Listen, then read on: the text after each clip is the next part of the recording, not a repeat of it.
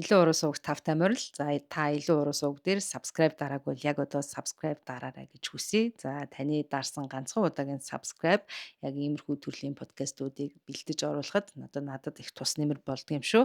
За ингээ өнөөдрийн ярих хэрэгээрээ нэгэн ганг бүлэглэл буюу гэмт бүлэглэлийн одоо нэг гишүүн нь одоо бүлгийнхэн толгойлогчийн эмэгтэйтэй явалдаад нууц амрын холбоотой болчдөг.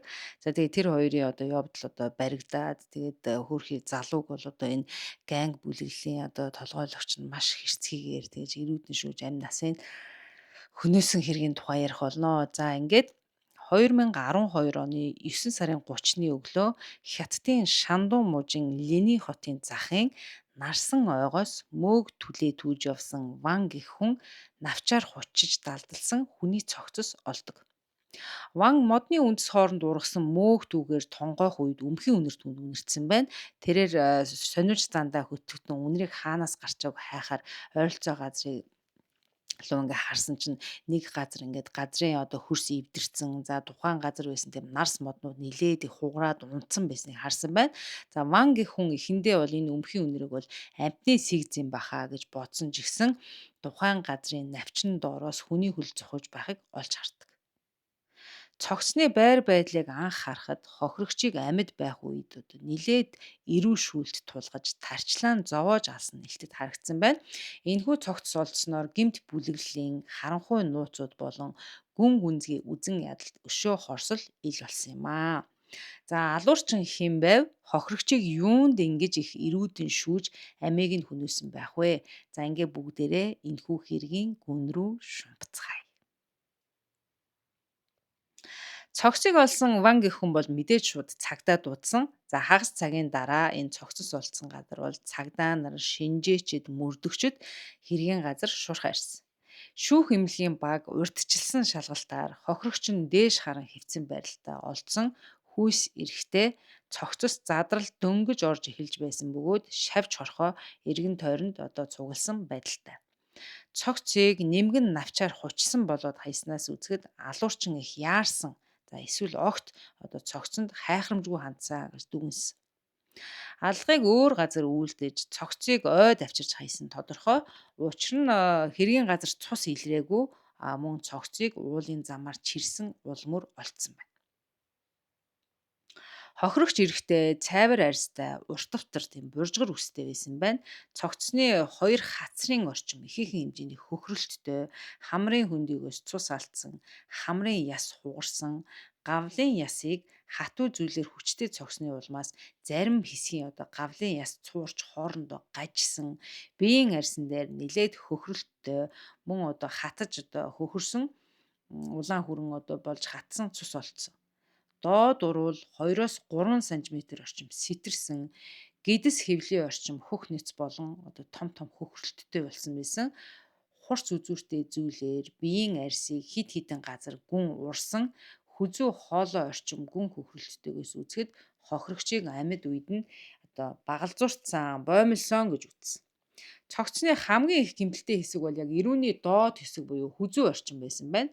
За учир нь бол одоо хүзүүний судснууд бүглэрч хүрэн өнгөтэй босно нь цусны эргэл саадснаас үүдэлтэй. За тэгэхээр хохирогчийг амьд байх үед нь за олон удаа багалзуурдаж боомлсны одоо улмаас үүссэн одоо гэмтлүүд юм байна.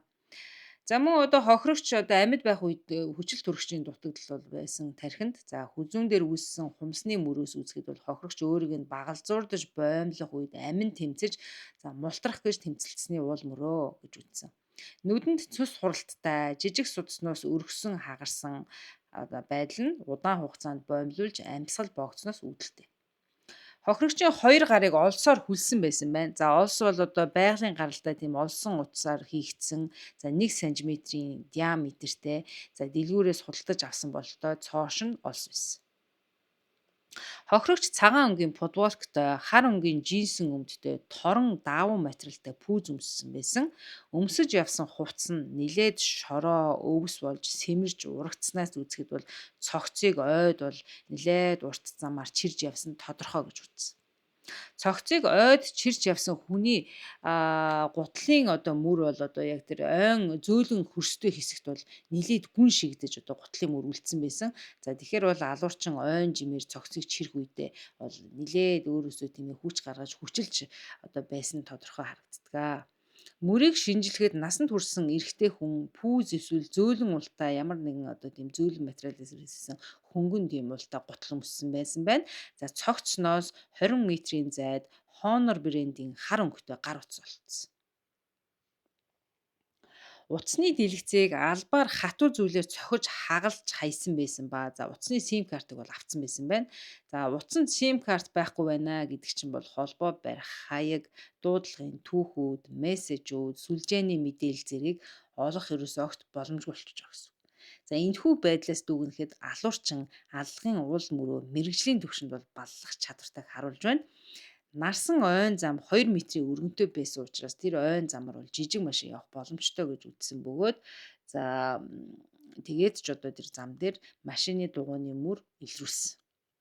Уг машиныг бол мэдээж бол тухайн уул руу одоо тэр тосгоны оршин суугчдын одоо машин биш ээ. За яг алуурчин бол цогцыг бол энэ ууланд тээвэрлж ирсэн машин их гэж үзсэн бөгөөд за уг машины мөр бол яг уулын тэм шавартай элстэй хэсгүүдээр бол одоо явж чадалгүй зогсоод за түүний улмаас бол одоо алуурчин цогцыг машинаас буулгаад уулын одоо дээшээ ойн гүн рүү чирж явсан гэж үзсэн.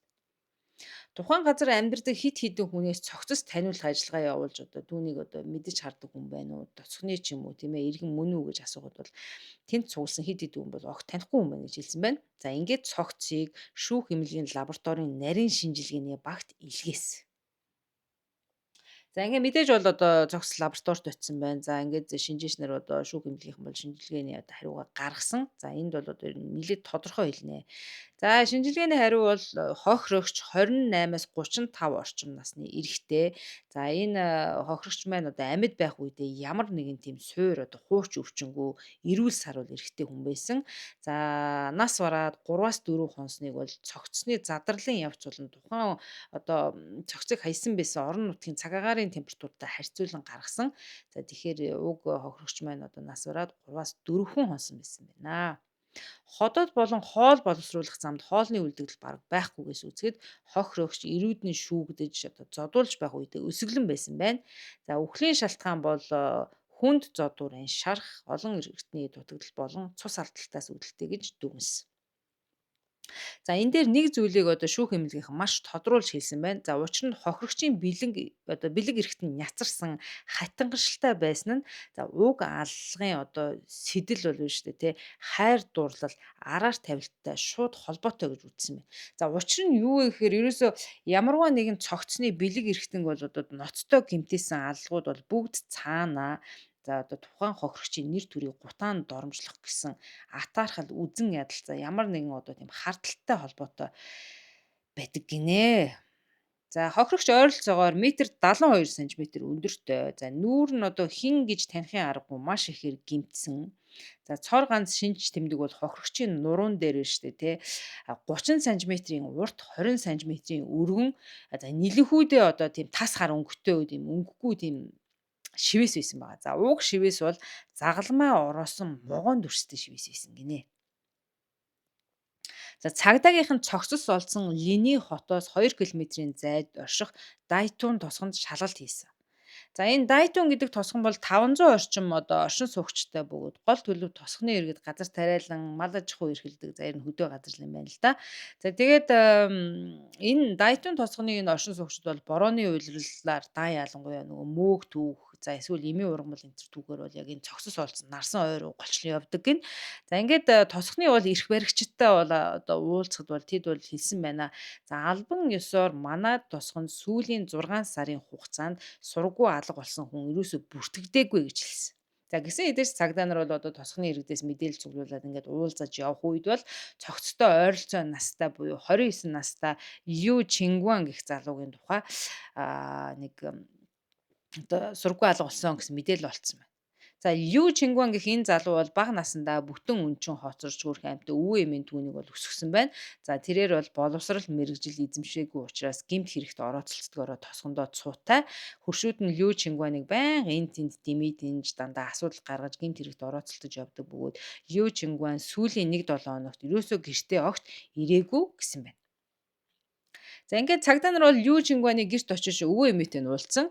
За өвөө нь ярихдаа бол ачгүй нь 9 сарын 20-ны өдөр найзтайгаа одоо ажил хайж байгаа гэд хот руу явсан тухайгаа яриад ингээд яваад өгсөн. За тэгээ одоо бол сурагч юм байхгүй байна. 7 хоног өнгөрч гинөө гэж өвөө нь хэлсэн. Тэгээ мэдээж бол одоо түүнтэй холбогдоход утас руу залгахад бол утас нь дуудаад исэн байна. За тэгсэн ч утсандаа хариулаагүй. За Лю Чингуаны өвөө эмээ нь бол одоо ачгүйгийнх нь нуруунд дээр нь шивээс байсан. За гэхдээ бол хүн маань одоо цамцаа бараг тайлдаггүй. За дээрэс нь өвөө эмээ хоёр нөгөө хараа муутай болохоор яг одоо ачгүйгийнх нь нуруунд дээр байсан тэр шивээс нь загалмай ороосон могоо мөн эсхийг бол үндэ мэдэхгүй байна гэд нь анхаарч үзэж байгаагүй гэж цагдаа нарт хэлсэн. За ингээд мөрдөгчд бол одоо энэ Лю Чингуан гэх залуутай хамт хот руу ажил хийхээр явсан найзынхаа одоо тосгонд байдаг гэрт нь очисон. Тэгэхэд бол найз нь бол одоо гэртээ байсан байна. За ингээд цагдаа нар болон мөрдөгчд Лю Чингуаны найзтай уулзнаар за уг Лю Чингуан гэдэг залуу эрүүл саруул амьд өөр газар дэмий тинээр явж байгаа болохыг тогтоожээ. За тэгэхээр бол цогцос энэ хүн биш байсан. Дайтун тосгонд явуулсан мөрдөн байцаалт ингээд ямар ч үр ашиг одоо авчирсангүй. За үүнээс дүгнэж хохирогч ерөөсөө энэ нарсан ой орчмын одоо нутгийн иргэн биш юм байна. За тиймээс цагдаа нар эрлийн хамрах хүрээг өргөсөж хөрш зэрэгэлдэх бүс нутгуудад шалгалтыг хийж эхэлсэн. За сүүлийн 3 сарын хугацаанд Линий хотод одоо сургаггүй алга болсон 3 хүн бүртгэгдсэн байсан юм байна. За энэ 3 хүний 2 нь эмэгтэй, за 3 дахь хүн нь эрэгтэй хүн байсан. Гэхдээ сэтгцийн асуудалтай дунд насны эрэгтэй хүн байсан байна. За тэгэхээр бол шүүх эмнэлгийнхэн бол одоо цогцсноос шинжилгээ авах үедээ хохирогчийг бол одоо ямар нэгэн сэтгцийн асуудал байхгүй эрүүл одоо хүн байсан гэж тогтоосон. Тэгэхээр энэ Линий хотод сургаггүй алга боллоод албан ёсоор бүртгэгдсэн 3 хүн бол одоо яавч нь цогцос биш болж таарч байгаа. 3 хүний нэг нь. За энэ мэдээлэлд үндэслэн цагдаа нар 2 дүгнэлтийг гаргасан байна. За хохирогч нэг бол одоо Линий хотын оршин суугч биш. За эсвэл одоо нийгмийн харилцаа холбоо багтайн улмаас түүний аар гэр найз нөхд одоо баг байдаггүй. Тэгээ аар гэрийнхэн баг нэг тоодоггүй эсвэл одоо аар гэрийнхэнтэйгээ одоо хөндөй байдаг учраас одоо түүнийг одоо ирж хайхгүй байна гэсэн дүгнэлтэнд хүрсэн байна. За хохирогчийн өмсөж явсан хувцснаас дүгнэхэд бол тэрээр бол нийгмийн дундаж давхаргаас гаралтай хүн гэж үзсэн. За мэдээж хар ажил хийдэггүй хөөн гэж тодорхойлсон байна. Түүний нуруунд дээрх шивээснээс үзэхэд бол гэмт бүлэглэлийн гишүүн байх магадлал тун өндрөө гэж үзжээ. За энэхүү шивээсийн утгыг олж мэдхийн тулд мэрэгжлийн шивээсчэнтэй мөрдөгчөд холбогдсон байна. За шивээсчин хэлэхдээ бол загалмай ороосон могоо нь бол ер нь сэтгэл татам, нууцлаг байдлыг бэлэгддэг бөгөөд чин ариун хүсэл эрмэлзэл, үнэн худлын хоорондох тэмцлийг илэрхийлдэг утгатай гэж хэлсэн байна. Энэ шивээсийг хийлгсэн ирчүүд нь ихэвчлэн хүчтэй, түрэмгий зан авиртай байдаг бөгөөд гэмт бүлэглэлтэй холбоотой хүн байх нь бол ерөнхийдөө бол одоо тодорхой доо. Ер нь л тийм нөхдүүд хийлгэдэг. А гэхдээ яг хөө зарим тохиолдолд бас өөр хүмүүс бол энэ хүү шивээсийг хийлгэдэг гэж хэлсэн байна. За загалмай ороосон могоон шивээс хийлгсэн боломжит үйлчлүүлэгчдийн одоо талаар мэдээлэл цуглуулсан ч цагдаа нарт бол ерөөсөө одоо яг тэдгээр хүмүүсээс одоо нас орсон сургуу алга болсон тодорхой сэжүүр олдоогүй байна.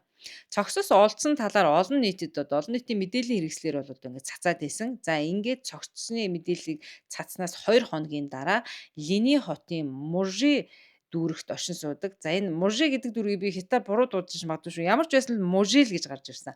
Мужи дүүрэгт оршин суудаг 46 настай Жунай гэх эр цагдаа нартай холбогдсон.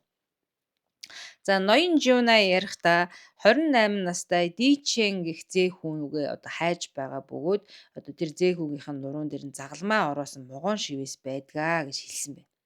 За Жунайгаа ярихдаа за зэөхүү Дичэн нь одоо баг бахта эцэг эхээ алдаад ингээд өвөө эмээ дээрээ бас л өссөн юм байна. За ингээд Дичэн одоо 20 настайдаа хот руу ажиллахаар гэрээсээ явсан. Тэгээд Дичэнгой бол одоо зэөхүүгээ цамцгүй байх үед нь одоо нуруунд дэр нь загалмай ороосон могоон шивээсийг бол харж исэн. За тэгээд түүнээс ингээд ямар утгатай шивээс юм бэ гэж асуухад бол Дичэн бол одоо яг үнэн утгыг хэлэхээс зайлсхийгээд зүгээр л одоо дог те кул харагдсан учраас би энэ шивээсийг хэлчихсэн юм аа гэж ингээд хариулаад өнгөрч исэн. За Жиона Гуан одоо мэдээллийг бичиж авсны дараа цагдаа нар мэдээж бол за ер нь тодорхой боллоо гэдэг энэ дичээний төрөл төрөсгтэй холбогдоо за мөн одоо энэ Жиона Гуаг дуудаад ингээд цогцос таниулах үйл ажиллагаа явуулсан байна. За хэдийгээр хүнд зодуурын улмаас хохирогчийн нүүрс царай одоо хин гэхийн одоо аргагүй маш их гэмтсэн байсан ч гэсэн түүний бие дээрх содон таних тэмдгээр бол одоо цогцыг таних бүрэн боломжтой байжээ. Цогцос таниулах ажиллагаа бол амжилттай болж энэхүү уулнаас олдсон цогцос 28 настай Дичэн гэх залууг болгоно тогтоогдсон. За түүний төрөл төрөслийн ярьснаар бол Дичэн төрлөх хотоосоо явсны дараа Линий хотын одоо тэр нэг дүүрэгт одоо сууршихаасаа өмнө за янз бүрийн газар бол одоо ажил хийж явдаг байсан байна. За тэрээр мэрэгжил боловсрал эзэмшээгүй байсан учраас өөр газар ачигчаар их ажилтдаг байсан гинэ. За дижийн гэрлээгүй бөгөөд ер нь охид хүүхнүүдтэй эрхэл нөхрөлийн харилцаатай байсныг гэрийнх нь юроос мэддэггүй байсан. Ер нь бол одоо охин мохинтой тийм ээ үерхэж байгааг бол ер нь харж байгаагүй ганцаараа л явж идэг ер нь тийм дууга төрлийн залуу байсан гинэ. Тэгээ ар гэрийнхнийх нь одоо мэдээлэл дээр үндэслээд цагдаа нар одоо Дичэн нас барахаасаа өмнө амьдарч байсан одоо түүний одоо байранд түрээсэлдэг байранд нь очсон байна л да. За ингээд түрээсэлдэг байранд нь очиод нэгжлэг хийхэд бол одоо яг байран дотор бол хүчирхийлэл болон одоо тэмцэлцэн уул мөр ерөөсөө илрээгүй бүх зүйл нь хэвэн байсан байна. За хөршүүд нь бол одоо энэ Дичэн гэх залууг бол тодорхойлж ярихдаа за ер нь бусад хүмүүстэй нэг харьцаад идэггүй, дууд цөөтэй, шаардлагатай үед л одоо толгой тогтдог тийм төрлийн хүн байсан. Гэхдээ тэр бол гэртээ айгүй их олон одоо эрэгтэй эмэгтэй найзуудаа амар цуглуулаад гэртээ амар их наргиз ингэж одоо архитдаг. Тэгээ нилээд одоо шууган чимээ гаргадаг байсан. За хэдий Дичэн ийм шуугантай одоо амьдардаг байсан хөршүүд нь бол түүнээс айж үг хэлж ирээсээ чаддгүй байсан гэж байна. За хөндлөнгийн хүний нүдээр харахад бол Дичэн хүйтэн хүндий төрөмгийн байрын залуу шиг харагддаг байсан. За ер нь өөрөөр хэлбэл бол одоо хөршин одоо энэ Дичэн гих залууг гинт бүлэглэлийн гишүүн гэдгийг бол мэддэг байсан учраас ерөөсөө ямар ч дуу чимээ гаргаж исэн яаж наргиц ингэж исэн бол ерөөсөө үг хэлж чаддгүй айдаг байсан юм байна түүнээс. За Дичэн алга болохоосоо хэд хоногийн өмнө одоо тэдний гэрт бол нилээд тийм бэерхүү, ширүүн дөрвөн байрын зам төрхтөө нэг шивэстэй эрэгтэй хүн бол одоо тэдний гэрт бүр өдөрт бүр 2-оос 3 удаа ирдэг байсан гинэ. Тийм ямар хэрдийн тий. За энэ хүн бол ерөөсөө хин гэдгээ хэлээгүй ч гэсэн хөшүүд нь бол ингээл ажиглаад байхад бол одоо тэр дичээний гэрт нь ирээл айгүй маргалдаад байсан нь бол сонсч ирсэн гэж тэгж байна.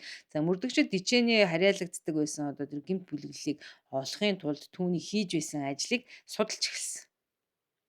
Мөрдөх ажиллагааны явцад Дичэн шинэ бизнес эрхлэгчдийг айлган сүрдүүлж дарамтлагдаг, тэднээс мөнгө нэгтгэх, сэтгэл зүйн дарамт шахалт үзүүлдэг одоо тийм төрлийн ажил хийдэг алдартай одоо ганг бүлэглэлийн гишүүн байсан тогтоогдсон байна.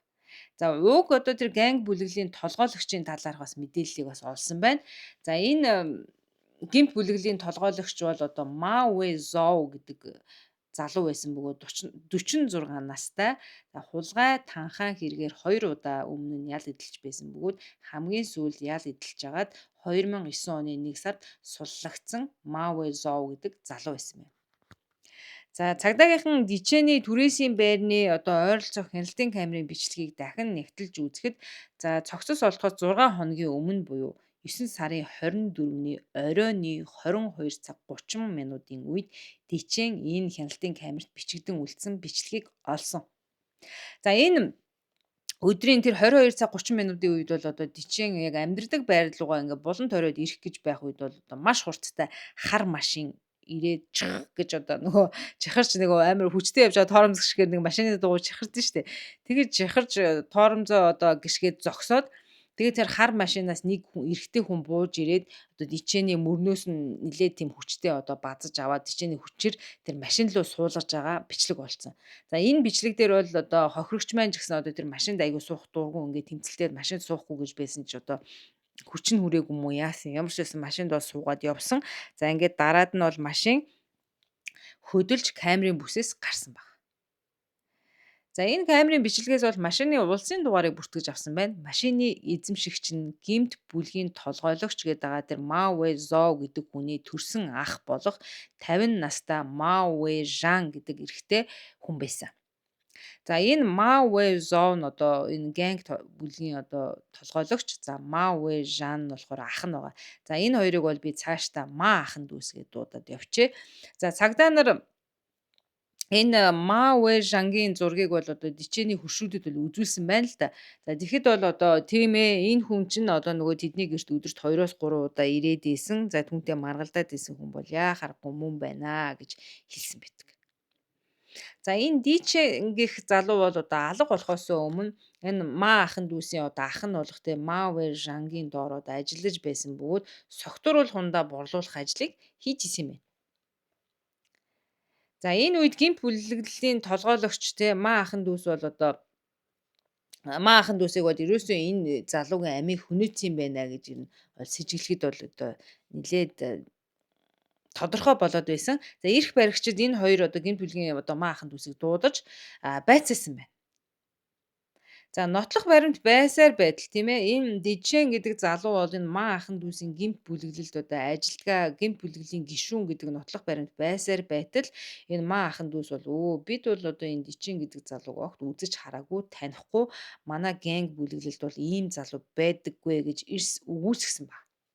За цагдаа нар бол одоо тэднийг ийм гэрч байгаад хахад өгүүлсгээд байхад л одоо улам с ิจ төрүүлээ. За энэ хоёроос гарцаагүй боллоо гэдээ с ิจ гэлээд байсан. За ингээд мөрдөгчд гэмт бүлэглэлийн толгойлогчдын гэр болон машинд нь нэгжлэг хийсэн. За мөрдөгчд Ма Вэй Жан буюу одоо энэ гэмт бүлэглэлийн толгойлогчийн одоо ахыхын тэр хар өнгөтэй машин байсан суудлын. За энэ машинд одоо нэгжлэг хийхэд бол машины тээшний хэсгээс цусны толб олцсон. За мөн олсон утасныг хилтерхий олцсон баг. За ингээд энэ Ма Вэй Жан гэдэг хүний одоо хаус нь бол нилээд том, за аслагдсан байрлалтай, дуу чимээ тусгаарлагчтай баригдсан байна. За хаусны одоо угаалгын өрөөнөөс нэгэн эмэгтэй хүнийг олсон бөгөөд за тэр эмэгтэйг олох үед түүний гар хөлийг нь хүлсэн, амийг нь скотчсон, эмэгтэйн царай маш их цонхисон, турсан, бие нь хөхөрсөн, шархнаас нь цус гарсан, хэвтэж байгаа байдалтай олдсон. За бүсгүй бол өөрийгөө танилцуулахдаа тий за намайг Мэй гэдгээ. Би энэ гэмт бүлэглэлийн одоо толгойлогч Ма Вэй Зоугийн одоо найз бүсгүй юм аа гэж өөрийгөө танилцуулсан баг. За ингээд 9 сарын 24-ний тэр шөнө Мэй болон одоо Дичэн хоёрыг энэ гэмт бүлэглэлийн одоо толгойлогч найз залуу нь хулгайлсан. За ингээд бол энэ ахыхын хаусанд авчираад тэр хоёрыг бол одоо харгас хэрцгийгээр одоо тамалсан гэж энэ Мэй гэх эмэгтэй хэлсэн байна. За Дичэнийг бол маш ихээр зодсон байна. За Ма Вэй Зоо болон Ма Вэй Жан буюу одоо Ма ахын дүүс бол тэр хоёрын тийм ээ нүүрлүүн модоор цохиж гидсрүүн өшөглөж хоолойг нь боомлсон. За дан ялангуяа энэ Дичэнийг бол маш ихээр тамлан хэрцгийгээр зодсон гэж байна. За тэд бол одоо Дичэнд бол одоо ямар ч идэх уух зүйл өгөлгүй байнга зоодож тамлж исэн гэдэг чинь эрен шүүлт бол одоо 2 өдөр үргэлж исэн бөгөөд Дичэн зодуурын шархаа даалгүй одоо Мэйийн нүдэн дээр нас орчээ. За Мэйийг бол баг зэрэг бол зодсон байна. За Мэйийг найз залуу нь ахыхаа гэрийн угаалгын өрөөнд хорж за идэх уух зүйл одоо өгчөөд буцаад ингээд амын нисг очдог байсан байна. За цагдаа нар тэр Ма Вэй Жангийн гэрт одоо нэгжлэгээ үргэлжлүүлж хууль бусаар хил дагуулдаг тамхи, хар тамхи, гар хийцийн одоо галт зэвсэг олж илрүүлсэн. За хар машины тээшнээс олдсон цусны дээжийг шинжилэхэд дичээнийх болох нь тогтоогдсон байна. За мөн Мэйийн өгсөн мэдүүлэг, хяналтын камерын бичлэг, за бусад хөдөлшгүй нотлох баримт зэрэг нь ах トゥ Ма нарыг гэмт хэргийг хүлээхээс өөр аргагүй байдалд оруулсан. За Дижэн бол ах トゥ Ма нарын удирддаг ганг бүлэглэлийн гишүүн байсан нь тодорхой болсон байна. За уг гэмт бүлэглэл бол ер нь бол өрөв барагдуулах тийм ээ. За мөн одоо security үйлчилгээ үзүүлдэг бөгөөд 10 гишүүнээс бүрддэг ийм жижиг гэмт бүлэглэл байсан байна. За тэдний эзэмшдэг газрууд бол одоо захууд, автомашины худалдаа, зарим нэгэн цэнгэний газруудыг бол одоо тэд ажилуулдаг эзэдүүд нь байсан баг. За Дичэн бүлгийн толгойлогч Ма Вэй Зоугийн одоо найз бүсгүй болох Мэйтэй хайр сэтгэлийн холбоотой байсан гэсэн цуу яриа бол энэ 10 гишүүнтэй гэмт бүлэглэлд бол гарсан байна. За энэ Явдлаас өмнө бол одоо бүх зүйл хэвийн байсан байна. За ингээд энэ ганг бүлэглэлийн толгойлогч залуу бол одоо өөрийнх нь найз хүүхнээ тийм ээ. За бүлгийн гишүүнтэй нь араар нь тавиад учир ургуулад байгааг бол мэддээд маш таагүй хүлээж авсан байна. За энэ толгойлогч Мао Зоу одоо хүн явуулж найз охиноо бол одоо энэ дичэн гээд байгаа энэ бүлгийн гишүүнтэй бол явалдаад инээтрээ болоод байна уу яваад ирээ гээд араас нь бол тандуул тавьсан байна. За ингээд толгойлогч Зоугийн явуулсан тагнуул бол одоо хангалттай нотлох баримт олж тэр хоёрын одоо уулзаж учирч нэг оронд орж байгаа фото зургуудыг авчирч за энэ ганг бүлгийн толгойлогчд өгсөн баг. За ингээд Мао Зоу бол одоо өшөөгөө авахар төлөвлөж эхэлсэн байна. За 9 сарын 24-ний шөнө ах одоо Ма Уэжан нь одоо жижээнийг хулгайлж дараа нь Мэйийг хулгайлаад ингээд гэртээ авчирсан. За тэднийг бол одоо Ма Уэжангийн гэрт одоо аваачаад ингээд тэр чинь нөгөө дуу тусгаарлагчтай тэгээд хол барилдаг хаус гэсэн шүү дээ. Тэгэхээр одоо яг ингээд хүн дотор нь тамлаа зодож орилж арилж байгаа нь хинт ч сонсогдоогүй. За ингээд бол одоо жижээнийг тэд эрүүдэн шүүд зодож эхэлсэн. За яах ч аргагүй арчаагүй байдалд орсон тийм ээ. Дижээ Мэй хоёр бол одоо бие биенийгээ харж яаж тамлуулж яаж зодуулахыг одоо харчхаас өөр одоо аргагүй хүнд байдалд оржээ. Гинт бүлгийн толгойлогч ах トゥ хоёр нийлээд одоо дижээнийг нилээ тийм ухаа зэрлэгээр тийм ухаа харгас хэрцгийгээр айгүйх зодож тамлсан байна. Тэгээ түүний нүүрлүү нь модоор цогсон гэдэг. За тэр нь магадгүй нөгөө хоёр хазар нь амар их тийм гимтэлтэй гарсан гэсэн шүү дээ. Шүүх эмнэлгийн үеэр тэгэхээр магадгүй хоёр хазар руу нь модоор ингэж цохиж алгадах маягаар байсан юм уу гэж би бодсон. За мөн одоо дичээний гидсрүү нь өшгөлж хоолойг нь үе үе одоо боомлж ингэж гараараа багалзуурдчихсэн гинэ. За Ма Вэй Жанг бол одоо Мэйг алавдан хэлсэн байна л да. Чи дичээний бэлэг эрхтнийг хазаж цохих юм бол одоо чиний хайртай залууг чинь амьд үлдээ шүү. Хэрвээ чи тэхгүй бол одоо энэ залууг бол одоо битүү шууд ална гэж Мэйг одоо сүрдүүлсэн гэж байгаа. За өөрөөр хэлбэл бол одоо тэр хоёрыг л одоо харилцан нэг нэгээ тамлахыг л одоо шаардаад исэн байна л да. За нууц амраг хөөрхий хайртай залуу болох дичээнэ амьд үлдээхийн тулд одоо Мэй тийм ээ энэ Ма Вэй Жангийн одоо хилээд байгаа тэр сүрдүүлгийг нь бол дурамжхан хүлээж аваад энэ нууц амрагаа хөөрхөн амтан бас одоо яа харахгүй л тэгэл тамлсан байгаа байхгүй. Яг нэг кинон дээр гардаг шиг. За эрүүдэн шүүлт 2 өдөр үргэлжилсэний эцэс дижэн Мэйийн нүдэн дээр шархнаасаа болоод зодуураа даахгүй нас барсан баг. За дижэний нас барсны дараа Мэйийг бол хүлээд тэр угаалгын өрөөнд хорьсон байна. За тэр шөнө Ма ахын дүүс дижэний цогцыг байшингаас зайлуулахаар хотын захын нарсан ой руу явсан байна. За ингээд бол Ма Вэй Зоо буюу одоо ганг бүлгийн толгойлогч штэ тий. Цогцыг бол ойн гүн рүү чирч явсан. За харин ах нь болох Ма Вэй Жанг бол машинаа жолоодоод за дүүгээ бол одоо цогцыг аваачаад одоо юу нуучаад ирээгээд машиндаа хүлээж исэн. За Мэй бол одоо Дичэнтэй явуулддаг байснаа, нууц амргийн одоо харилцаатай байснаа хүлээн зөвшөөрсөн. За Мэй бүлгийн толгойлогч болох Ма Вэй Зоугийн найз бүсгүй болоод за түүнтэй бол нилээд удаан амьдраад баг эхнэр нь болцсон байсан юм байна. За ингээд бол энэ Мэй бол одоо түүний салахыг айгүй хүсэж исэн. За гівч бол одоо Ма Вэй Зоу буюу одоо бүлгийн толгойлогч бол Мэйээс бол салах талаар өстой ярилцгүй шүү. Юу яриад байгаа маа. Ерөөс хүлээн зөвшөөрдөг байсан юм байна. За ингээ Мэй бол өөрөө хичнээн салахыг хүссэн ч боломжгүй тэгээд айгүйх дарамтанд ор амьдэрдэг байсан гэж байна. Тэгээ Мэй ярихтаа түүний найз залуу одоо Мавэ Зоо бол амар одоо тийм ширүүн хэрцгий тийм догшин зантай тэгээ айгүйх дарамттай байдаг байсан. Харин бол Дичэн бол айгүй ийдэг зөөлөн одоо тийм залуу байсан учраас Мэйийн сэтгэлийг айгүй их татсан. Тэгээ Мэй бол одоо түүнд дурлсан гинэ. За анх бол Мэй Дичэнд бол одоо сэтгэлээ илчилсэн байна. За ингээд Дичэн бол эхэндээ боосынхаа хүүхэнтэй ойртож зүрхлээгүй татгалцаад яваад идэг гэсэн юм байна. За гисэн ч бол Мэй бол одоо түүнд тийм ээ найз залуу нь одоо болох саналыг тавьсаар л сэтгэлээ илчилсээр л байдаг байсан байна. Ингээд хэсэг хугацааны дараа Мэйийн одоо уруу таталтанд энэ Дичэн одоо автаад энэ хоёр нэгэндээ дурлалцсан юм байна.